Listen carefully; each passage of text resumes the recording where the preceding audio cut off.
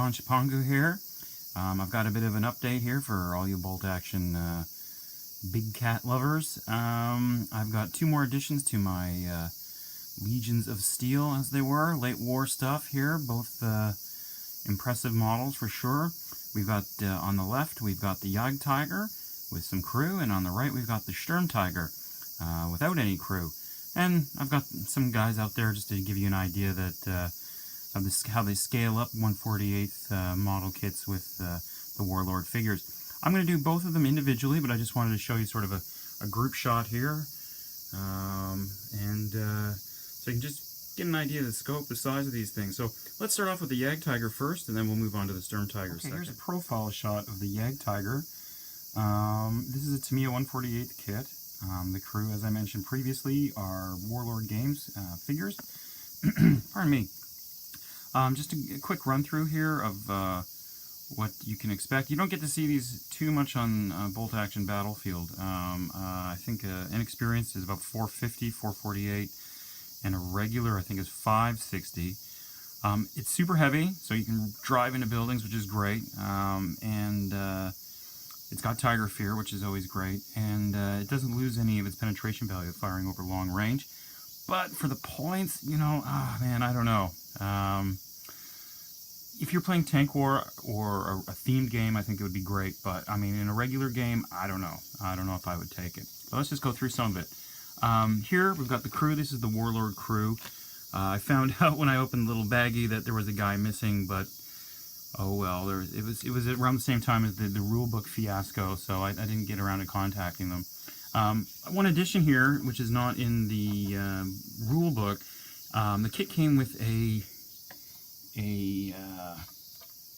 I'll just plop it down here. It came with an MG42, so it does have a pencil mount.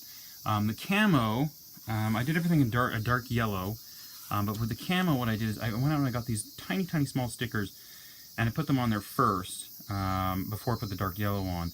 So I primed it up black, and then I went over it with some dark green and some kind of this rusty red color here you see on the barrel, and then masked them off, and then resprayed it dark yellow. You can see I've left the machine gun off here. Where's this thing here? I've left the machine gun off the hull. I'm going to mount a new one. I've got some MG42s and MG34s that a friend of mine was just giving me, but I haven't had time to put it on. But yeah, it's a heavy sucker. It doesn't have the cast metal chassis, but it does have some metal weights in it. So it's kind of beefy, and it is really long. I've been having problems trying to keep this whole thing in on the screen here. But yeah, it's devastating. I can't wait to get it in on a game, but it would have to be a fun game. I don't think you could play like a tournament game or anything like that with it.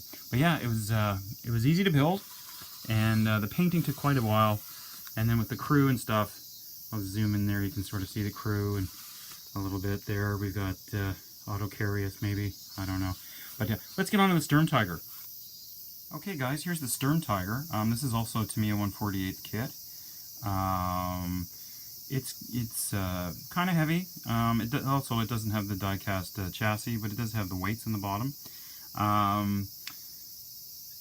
Game-wise, you know, I don't know if it's really worth the points, to be perfectly honest. It may be, I'm imagining it is, but you probably won't see it in many games unless you're playing in a themed game or something like that. It's pushing 500 at regular. It's at 480, and I think the inexperience is almost 400. I mean, it's like 385 or something. Armament-wise, it's got the hull-mounted MMG here, and it's got the rocket mortar here. The rocket mortar is pretty badass if guys are hiding out in a building. It does 4d6 hits, so even if they go down, man, you're still going to get 2d6 hits, and if there's guys on either floor, they're toast. It's also super heavy, so it's 11, so you can drive into buildings. And also, if it's an 11, that means the top's a 10, and the back is a 9, so the chances of knocking this thing out are pretty slim. That said, I'm sure, you know, if you're playing this in a game, you're going to be going up against a JS2 as well. Yeah, disappointingly, Tamiya did not put any markings or any decals in, or decals, I should say, in the box. So I just kind of left it, and I figured, well, you know, there's only handful of these things made, about 20 of them or so. And it was pretty late war. I really doubt that they were really worried about putting Balkan cruises and all that kind of stuff on there. They just wanted to get these things to the front lines, you know. So, yeah, so this is another addition to my heavy cat collection, for my big cat collection, I should say, for bolt action.